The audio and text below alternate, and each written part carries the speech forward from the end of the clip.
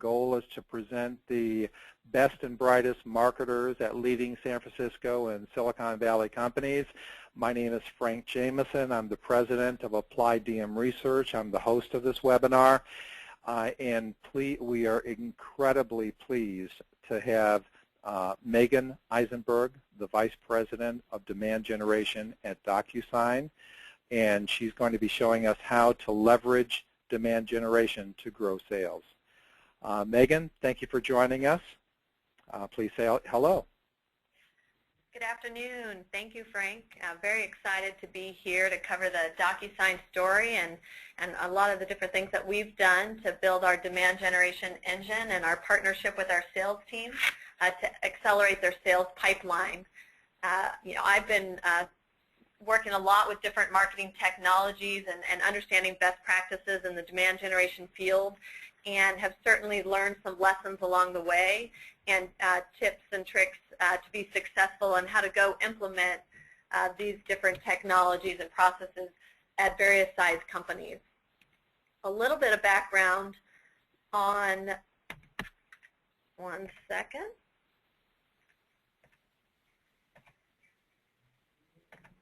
There we go. A little bit of background on DocuSign so you can kind of understand our sort of marketing opportunity. We are a B2B and B2C company. Unlike any other company I have worked for in the past, I really came out of B2B enterprise software. So it's very exciting to be at a company like DocuSign, where our vision is to empower anyone to sign anything, anywhere, anytime, and we're 100% focused on that. Although the slide says 37 million, I am told we're now over 40 million unique users who have signed more than 300 million documents to date. We operate globally with people signing in 189 different countries using 43 different languages. So as a marketer, we have a great opportunity, and we have a lot of challenges that come with that to, one, build demand for businesses as well as consumers.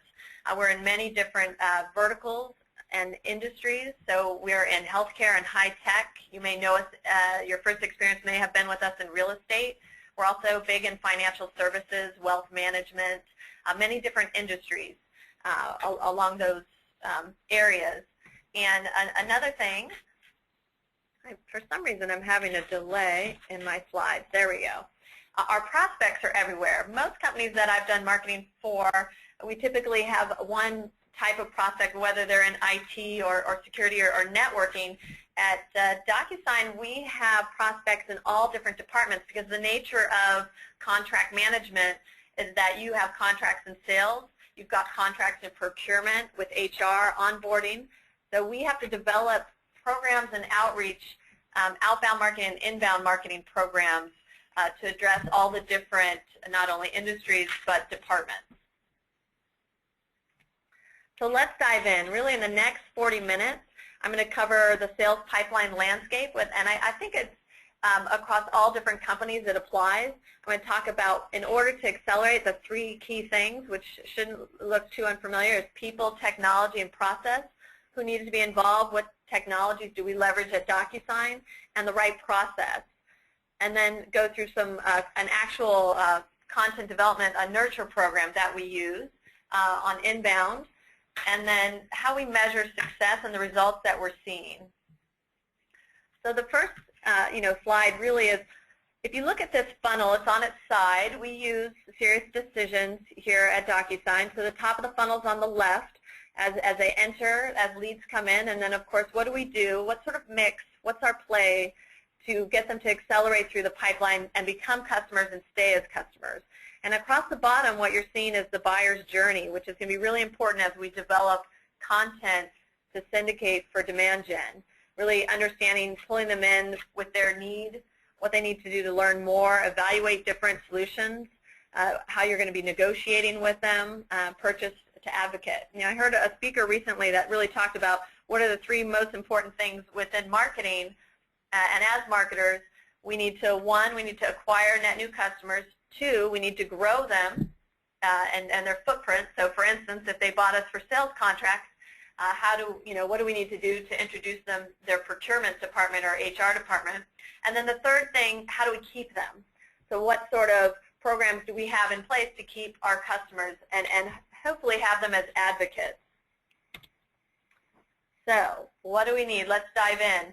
If we think about people, it is, a cross-functional team that is necessary to be successful to build this out. I joined DocuSign in November 2011, and really the first important thing for me to do was understand our landscape, understand the key stakeholders, and definitely sales was a major stakeholder that I need to get to know, understand, live in their shoes.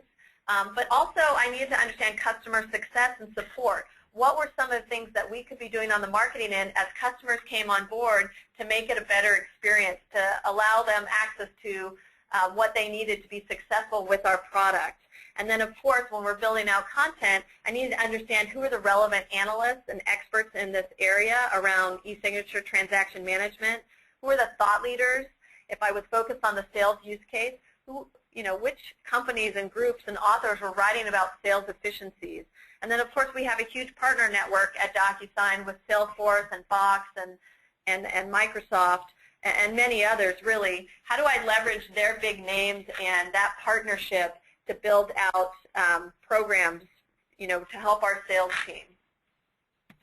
So once I had the right people in place and started those conversations and understood their worlds, I needed to have the right technology in place. We had Salesforce as our CRM, of course, and we were using a couple different technologies on the marketing front, but we did an evaluation of really all of our requirements, and we needed a database and a knowledge base for marketing outside of our CRM. So we went through and implemented Oracle's Eloqua. There's other solutions out there, of course. There's Marketo and ExactTarget and many other platforms you can look at and you may be using.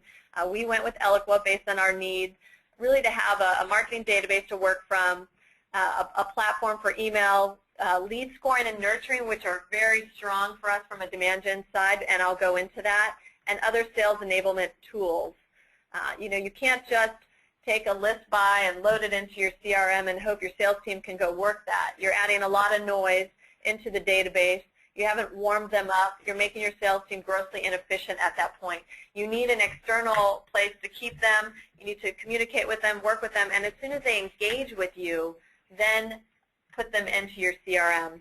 The other thing we implemented last year was a technology called Demandbase for targeting and personalization. And I'm going to go into that on the next slide, really the value around having the right data on the leads as you're bringing them into the system so you can score better, you can get more leads in because you're optimizing that experience for them, and then deliver more relevant content to them because you have more information. And then more recently, really trying to get and understand the whole thing around big data, customer DNA. Currently we're using Mentigo. They do a customer analysis and then to go target and find net new leads.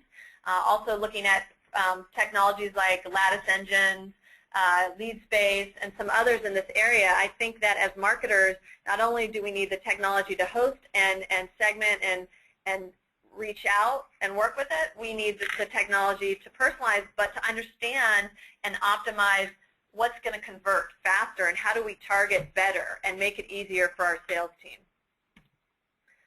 So the first thing are forms. When I'm looking at our website, I always argue that the forms are our website's greatest asset. It's at the point that we collect the leads. People are coming, they're interested. We need to make this an easier process for them. If you put too many fields, like this example, 11, 12 fields, people do not want to fill that out. So how do you optimize? Serious Decision says less than 5. We use 6 usually at DocuSign. And what I think is really important is to collect the personal information. There are technologies out there that will allow you to get all the corporate information. And I mentioned Demandbase earlier. We use them on our forms. As you come in to fill out the form, in the background we're doing by IP address. There's an API call that goes out and pulls in the industry, the size of company, the location, country, state, zip, all of that that's already out there in the world that you do not need them to fill out for you, and it's not their personal information. And what I can't get easily is their personal, as far as name, their title, email, phone number, things that are really crucial for the sales team to be able to reach out, but also as marketers, in order to tailor my messaging, if I know your title, I can go, okay, you're in sales. I'm going to deliver a sales contract message to you. Oh, you're in procurement. I'm going to talk about our procurement use cases. You're in HR. I'm going to talk about NDAs and onboarding. So for DocuSign, title is crucial for that, as well as for our salesperson to figure out the message they're going to deliver. And then, of course, we want to contact you, and some people prefer other channels. So if you only ask for email and they get way too much email or ignore it, you may want to do phone. And your sales team will really appreciate having email and phone as well, of course. Also, it's well known that for every additional question that you add on this form, it discourages someone from completing it. So you want to make sure whatever market intelligence or information you're gathering from asking that question, that it genuinely translates into improved marketing, which leads to additional sales, and that those additional sales are worth more than the business you lost because you added an extra question and someone abandoned your form. So always, I think, a first step to do if you haven't is optimize your form for the inbound piece of it when someone's filling that out and capturing the leads. So, of course, you've got leads coming in, whether you're doing webinars and they're registering, you're doing white papers, maybe a trade show and you're loading the list, maybe you've got a demo or trial set up. You've got these leads. Now you have to figure out what you're going to do with them to help make your sales team more efficient and help accelerate them through. So I think one very important part of it is scoring. If you've got a lot of leads at DocuSign, we had almost 80,000 leads last quarter, and a team now maybe closer to 18 that is qualifying those that we actually sync over to the CRM.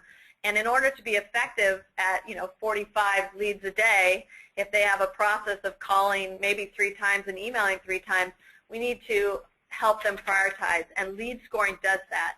And when you create lead scoring, it's not something marketing creates, it's something you need to create with your sales team. Otherwise, one, they're not going to adopt it, and it's probably not going to be accurate. So back in November, actually December timeframe, we had a kind of first generation lead scoring model set up. So we sat down and we iterated on it further. We looked at what helps convert leads, what activities are they doing, what type of titles, to really create a better nurture system. And I always recommend a 2-tier where you have a letter and a number. A number is not enough, and why do I say that? If you just, let's say you get a lead and it's scored 50, you don't know if it was scored 50 because you bought a list and it fit all your criteria. It's the right company size, it's the right industry, it's the right title, but you have no idea if they've actually engaged, if they've gone to your website, if they've engaged with email, or if they have engaged with your product. We also monitor number of envelopes being sent in order to indicate usage during trials.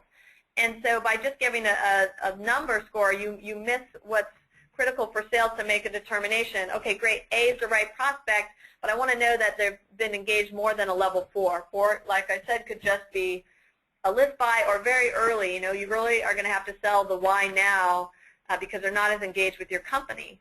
Versus if there are 1 or 2, that threshold's much higher. They've been doing something with your company and definitely warrant follow-up. Now, if it's something like a D4, maybe they are all over your website, engaged with your email, doing a trial, but they're looking for a job. It's a career-type lead. And so we certainly want to look at, did they fit the right profile, but also are they engaged? And then the sales team can create console reports if they use Salesforce and quickly run and look at the A1s and the A2s and even the A3s and then the B1s and the B2s so they can be more efficient and call those that have a higher chance of converting. And then the next key thing is really nurturing. And there's many reasons why. One, we want to align our sales cycle to the buyer's journey that I talked about because everyone's going to come to your site at different stages. Some may be investigating early, just really trying to understand e-signature management. Others, they're further along and they're looking at different brands. They're looking at you, they're looking at your competitors, and they need different messaging based on that. And I'll show you how we figured out really where our buyers were in that journey. The other thing is, if you're sending high volumes of leads and your salesperson, your inside sales calls and emails, they might not hit them when they're ready to buy. Well, they need to move on and work the next lead because you don't want the leads to die. You want to really call within an hour or 2 of receiving them. So if the timing's off and you don't connect, the sales team is going to mark them as unable to reach. So what are you doing as a marketer to make sure you don't lose that opportunity just because they weren't ready at the time that your sales team reached out? You need to put nurture programs in place to get them further along. And then, of course, once they're in a sales cycle or working with your sales team, what are you doing to help them accelerate that? So I love this thought. You know, it's really not that easy to create content, but it can be a very strong competitive advantage if you do it well. So, you know, as marketers, we're seeing a lot out there around content management, content marketing, what do we need to create. And I think it's very critical when you're building out your nurture program to have an understanding of what content you need. So what did we do back in December of 2011? We really needed to take an inventory of what content was available.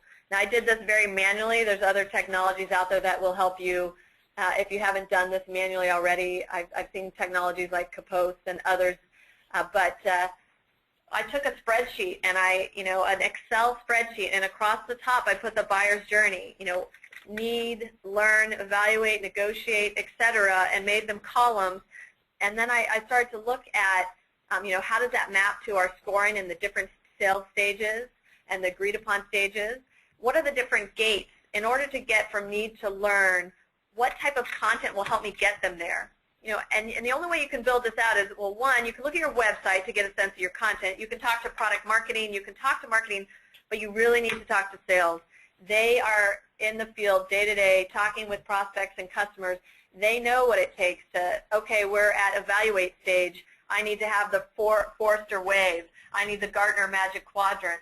Okay, they need to understand a little bit more. Security is extremely important at DocuSign. You are, sending contracts and your IP back and forth, and we are a SaaS service. What do we have in place to make you feel comfortable, to make your CISO comfortable? What type of content do we have that we can deliver to help them get through that stage?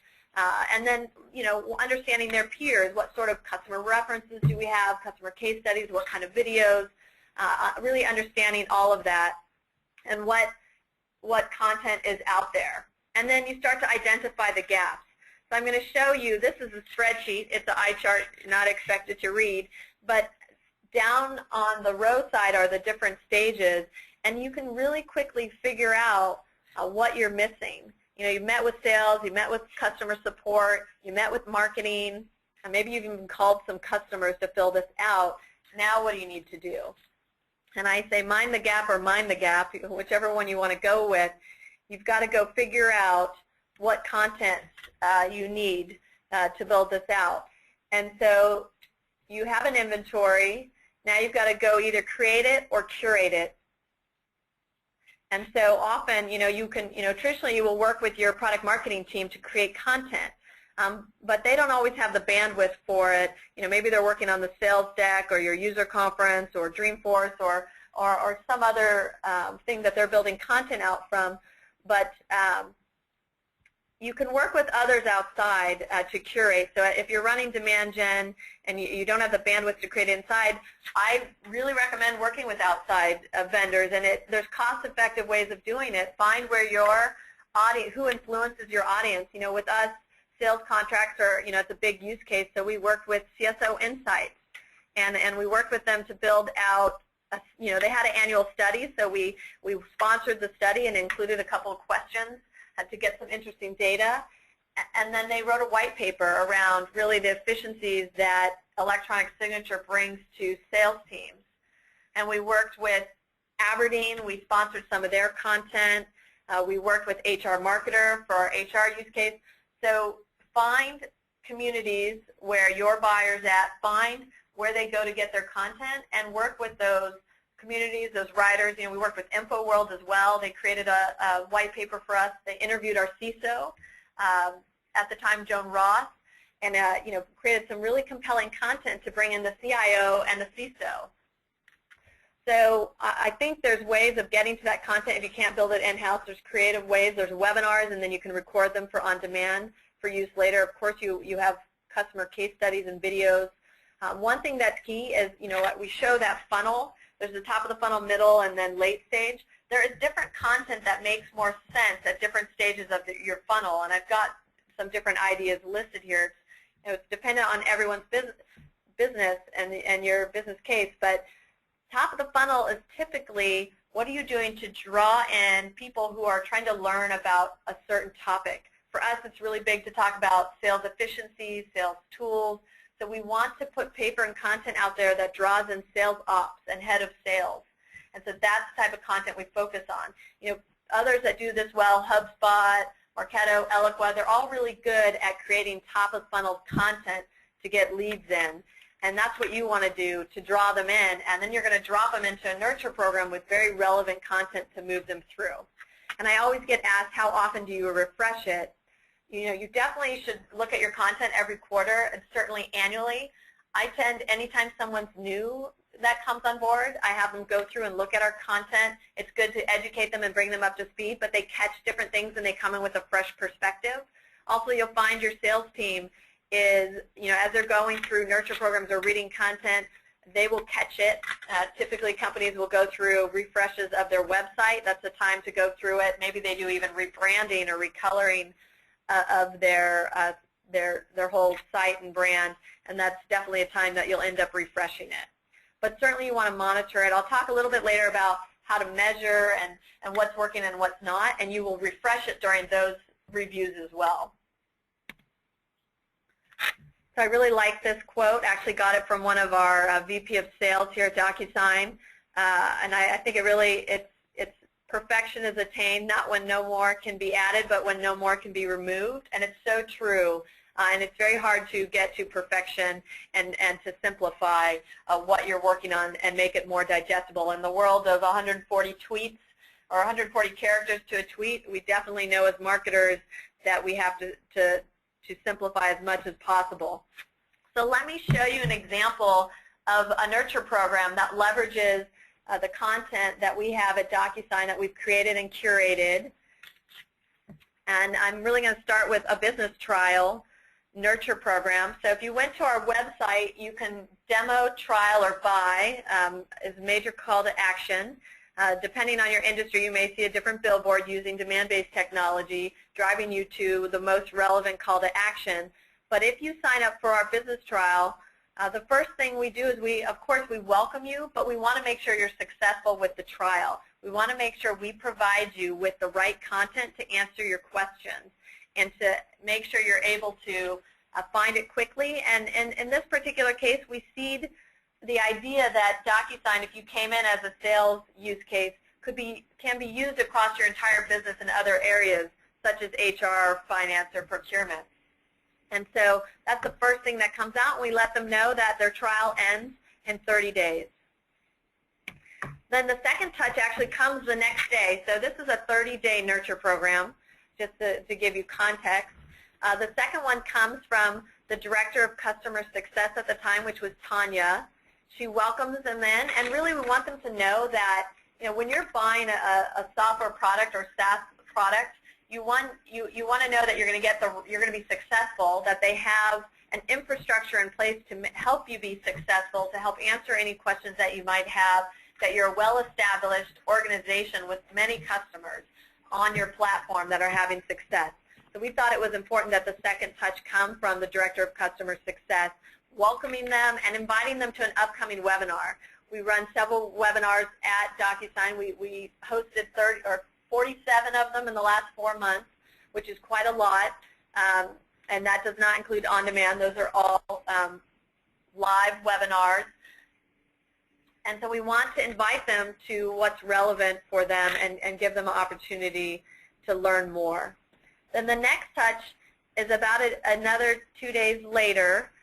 It's letting, actually, yes, 2 days later, and it lets them know they have 25 days left in their trial. And it gives them a video of how to send a document. And why do we do that? Well, we know that if you're in a trial, if you actually send a document for signature, you have a much higher chance of buying our product within trial or before the end of trial. And so we want to make sure it is easy, you have everything you need, and so we send you the video on how to do that. The next thing, as I talked about, security is really important. And so we have an email nurture program come from Joan Ross, our CISO, and it talks about how important security is to DocuSign, and we know it's important to our customers. What you see there in yellow is it populates the company name of our customer. It talks about our certifications, that we're, federal e-sign compliant, we're ISO certified, etc., and allows them to get more information, and it comes from our CISO. Now, what we have set up on the back end that you don't see is that we triage every single bit of communication. What's important about nurture programs, and as marketers, we're trying to get our customers to engage with us. So you don't want to set up a nurture program where if they hit reply, it's a do not reply type message. The whole point is to get them to engage. This is a business trial, and if they do, to route them to the right person. So we have two people that monitor all communications and replies. One monitors for our consumer side, and the other person monitors for our business side. So if someone responds back and has a question about security, we will route that to Joan and the security team to get back, and we'll CC their sales rep. If they have a question about the product, we will forward to the sales rep to follow up and have a great conversation about that. A question around pricing, same thing, forward to sales. A customer, maybe a support type question, we'll forward it to support. So it's very important that you monitor that engagement and that you get that engagement, and we get a lot of engagement with really with our nurture programs and our trial nurture programs. So this next email that goes out, it's at the 15-day point, and we really have Tanya check back in with them. Customer support, we're going to be, and success, we're going to be with you along your entire journey as a customer. So I'm going to check back in with you. We want to make sure they know where to go to log in. Sometimes people will sign up for trials and then never go back and activate. So we're sending that to them to make sure they know where to go. We have a link to some case studies, and we highlight one of our customers, LinkedIn. And what's great about automation technology like Eloqua is that we can swap in the case study relevant to their industry because we've collected industry at the form level, and so it really makes them feel like DocuSign has a solution for them. And then we send them a couple days later a white paper. As they're going through their evaluation stage, they're going to look at other players. And the Forrester Wave recently came out. We're very strong contenders. We're top right in the Forrester Wave. And it talks about not only just the players in it, but the strengths and really the benefits of e-signature. And so this is a thought leadership piece, an analyst piece that carries a lot of weight as they're deciding who to go with. And then one of our differentiators is mobile. We have a very strong mobile play for signing contracts in the field, whether it's your iPad or phone. And so we highlight that as a differentiation to our competitors. And then right before, the day before the trial ends, we send them a nurture email letting them know, hey, your trial ends tomorrow. Some people may be in it. They're not tracking the days of their trial. We want to make sure they know and make sure they know where to log in, and then the phone number for sales. You don't want to lose this great e-signature transaction management solution. Call sales. So making sure we make it as simple as possible to buy our product, to get with sales, to understand all the benefits. And then you would think we would end there. Here it's 30 days. They've heard enough from us. But we don't. We actually look if they became a customer or not. And if they did not, a couple days later, we send them an email asking them why they didn't buy. And this is, like I said, it's all about engagement. You haven't lost them yet. They haven't unsubscribed yet. So find out why they didn't buy, and don't let it go, because you have one more opportunity to sell to them. And so we say, hey, we love our product, but we know there's always things we can improve on. We'd like to hear, why didn't you decide to buy? And we get a lot of engagement with this email from those that didn't buy. And what I love the best is if they write back, your solution costs too much.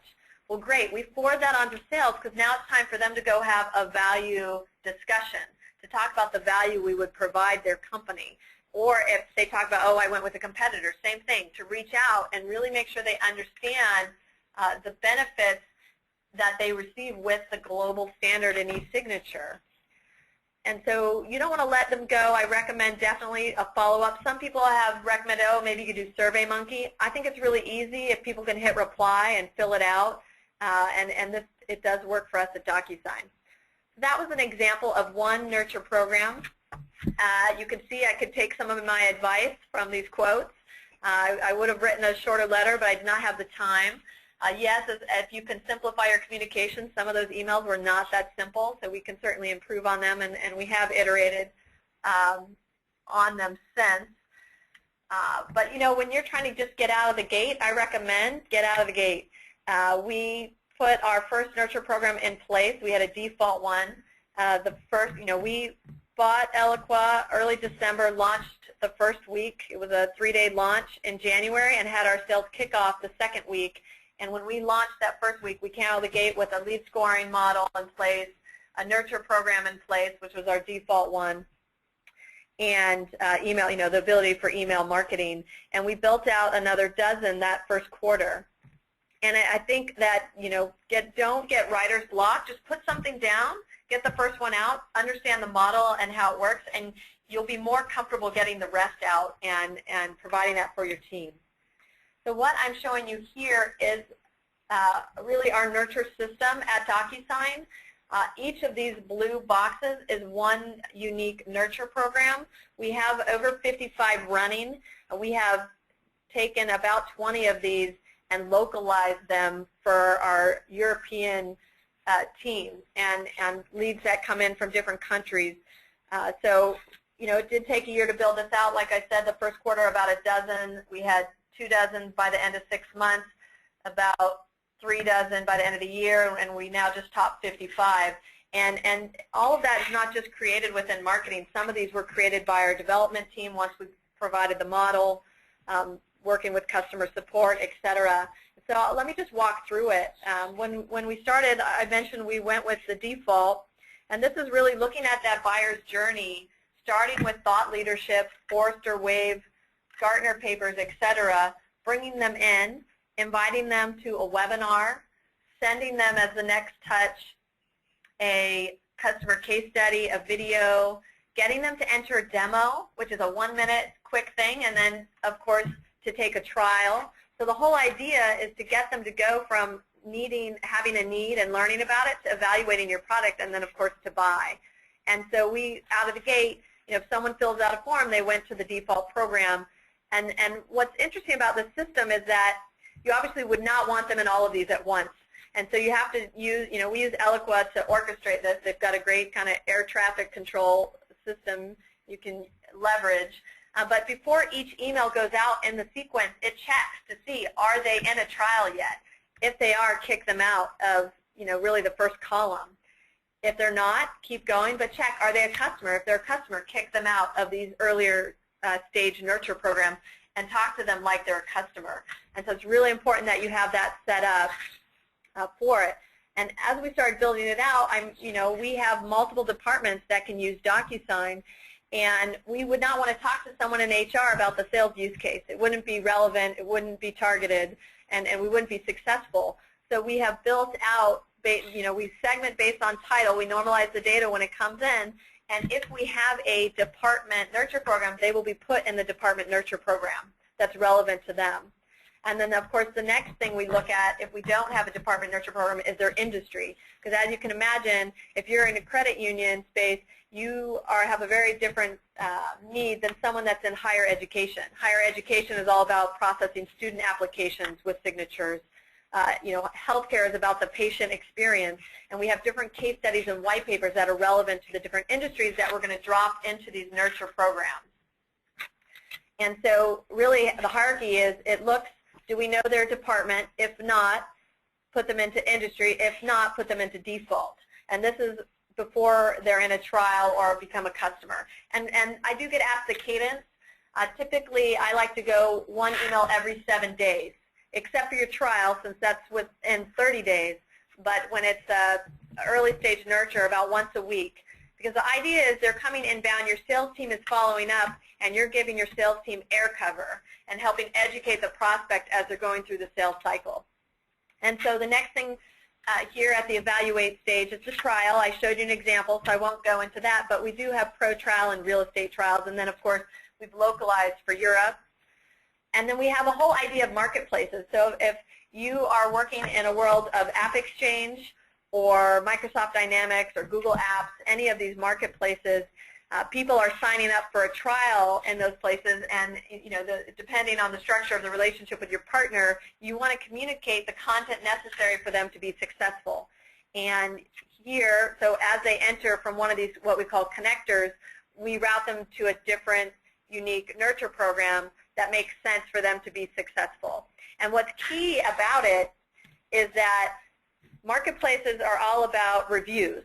When you go to the App Exchange or when you go anywhere really as a consumer or a business buyer, you're looking at reviews. There was a study recently about on buying, and of course we always hear the 60% of the journey's done before you even talk to sales, but I thought interesting, 56% of all buyers, B2B buyers, look at reviews before buying. And so as marketers, we didn't need to make sure that we have more reviews out there that people are rating our product. So the last touch in this nurture program is a rate and review email asking them to go rate your product. Not saying what to rate it, just to say help the community, help other sales folks, help other developers by rating and making it very easy for them to click on a link and do that. So we built that into the nurture program. And then of course developers, DocuSign has a robust developer community. We use REST API. People are connecting their systems with DocuSign, for instance, either through CRM or procurement systems. And what's interesting for us is that if you build out using our REST API or integrate developers on it, one, it's a huge signal that there's a large project probably involved somewhere. Someone has instructed the development team to go learn about how to integrate with these types of systems. Two, we also usually see a larger MRR, we're a monthly recurring revenue, and so it's a larger deal from that standpoint, and it's stickier. If you're going to integrate one of your systems into our product, you're probably going to stay around for a while, and your volumes of contracts that you're sending are going to be more. So I didn't build out this nurture program. Actually, Mike Rosen, head of development and developer relationships, wrote the program, and it's only 3 emails. It's not, the others are more 6 to 8 emails. It's a, hey, here's some content, let me know how I can help. It's checking back in. I want to make sure you know where our other resources are at, if you have any questions. And we do get developers responding back, and we triage that in marketing, and we forward over to Mike and his team to respond so that they can be more successful. And then we have re-engagement programs and loss to competitor. Re-engagement, of course, if your sales team calls in and they weren't ready to buy and marks them as unable to reach, what are you doing as marketers to get them to re-engage? So we have nurture programs built out for that. And then loss to competitor, I always say don't let them go because they had a project they bought and it's a renewal business, so get them when they're going to renew, or when potentially they're not going to be happy. If you're the best at what you do, you're probably going to deliver a much better service than your competitor. So a month later, we email them and ask them how their signature project's going, and we highlight why customers buy DocuSign, or high level of security, etc. And then we hit them at 5 months, and we hit them at 11 months with a similar email. So as they're looking, if they have an annual contract, that we are top of mind as a solution provider to them. And then, of course, customers. I talked about at the beginning, you need to acquire customers, you need to grow their use of your product, and you need to keep them. And so when you bring them on board, make sure you're welcoming them, make sure you're delivering information that they need to be successful. You also want to help your sales team, your account managers, grow the use case. So if they came in with sales, make sure you're highlighting that they can work with their procurement department or with HR to expand the use of it. We have customers coming in through e-commerce and people who download our Inc. app, DocuSign Inc. We want to make sure we communicate for their types of needs. And then, of course, people using our product, we want to reward them. So that's a different nurture program. Hey, great, you sent 500 envelopes. Another email, hey, you sent over 1,000. Our heavy users are the folks that we want at our user conference and our user groups. So we give them complimentary passes to our user conference for being heavy users. And we automate that. And when they respond back and take us up on it, we set them up with it. And then, of course, lastly, anti-churn. We want to keep our customers. And because we can see usage of the product, if you're not using our product, we need to be responsive to that. That's what makes a good, a great customer-focused company is making sure their customers are getting the most out of their use of your product. And so when we see you're not using it, we reach out not only with a video on how to use it, but we ask, how's it going? We see you haven't had a chance to use it. Can we help you with anything? And same thing, if you're low usage, are you going to buy again if you're not getting the most value out of it? And then just credit card expiration, making sure they know if they bought online and they used a credit card that it's about to expire, so they're not losing that great service. So that was a lot. I went through a smattering of the different nurture programs that we have running, but this, from a demand generation engine, really puts in a great foundation to give air cover to our reps and to, I have a very small team. A year ago I had one person on my team. I have 5 people on my team now, but it allows us to be a lot more effective by automating these communications, and we definitely see the results on it. So the next thing is people ask, well, how do you measure? It's important. Stuart on the DocuSign team always says we measure what matters because what matters measures. And so what do? Typically when we think of email marketing, which is a piece of nurturing, is A/B testing and opening and unsubscribes. And don't get me wrong, that is all very important, but it's more than that. It's did your content actually move them to buy? Did it influence them? Did they have a higher likelihood of looking at a customer case study than downloading a white paper, or did they look at a video, etc.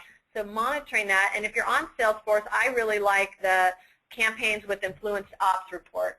And every single asset and nurture program that we're running is tied to a campaign, and we monitor if it actually influenced opportunities being created and closed. And one thing to highlight is that if you're going to have a nurture program, that means you already have the person in your system. If you're not progressive profile, if you already have the content and fields you need, don't make them fill out a form again for the asset. Use a blind form submit. Eloqua, in your emails, you can have this blind form submit, which will then tie them to a campaign so you can track if they downloaded the asset or not, if they went to the webinar, on-demand recording, etc., watched a video. So I always recommend blind form submits and not asking for their content again. So results, what did we see over the past year? Definitely a lead and deal acceleration machine. If you see the number of, our growth of net new leads and companies in the system, it's significant quarter over quarter, definitely year over year.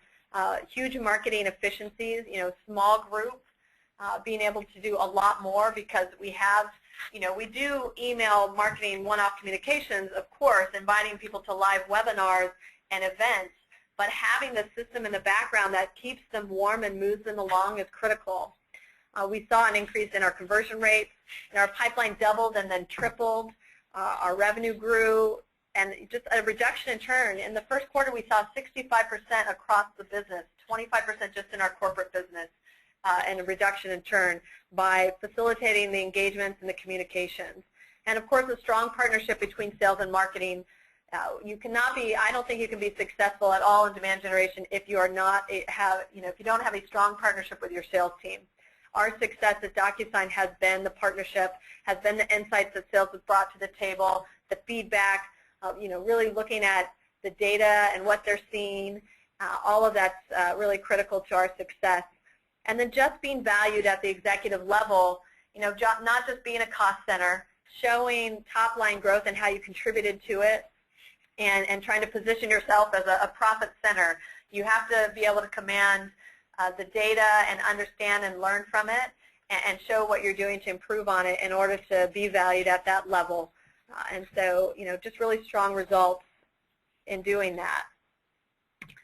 So I've been excited to talk with everyone today. If you guys want to experience the DocuSign Demand Gen engine, always welcome you to sign up. You can either do a quick demo on the homepage or a trial. Feel free to download our app and really open it up for questions.